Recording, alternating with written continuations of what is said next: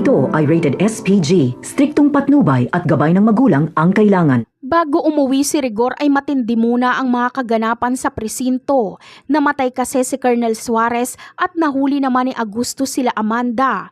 At dahil gustong patayin ni Agustus si Amanda ay pinigilan siya ni Rigor. Sa galit ni Agustus ay sinabi niyang walang kwenta si Rigor at mas may kwenta pa dito si Tanggol.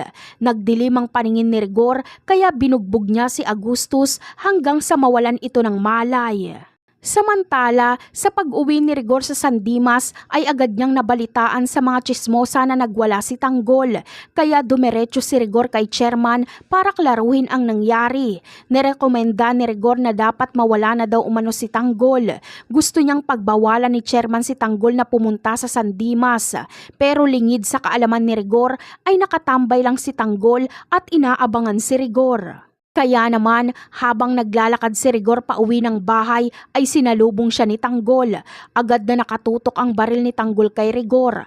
Pero mas pinili ni Tanggol na makipagmano-mano kay Rigor. Galit ang nangingibabaw kay Tanggol. Sa bawat suntok niya kay Rigor ay naaalala niya ang pasakit na pinagdaanan niya dito. Kaya parang mas lalo pang lumalakas si Tanggol dahil sa tindi ng kanyang galit.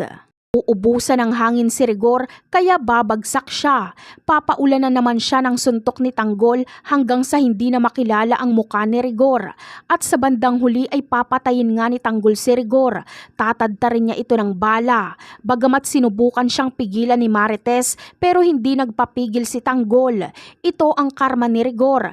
Isang beses lang siyang siningil ni Tanggol pero buhay niya ang naging kabayaran. Abangan na lang natin yan. Bye!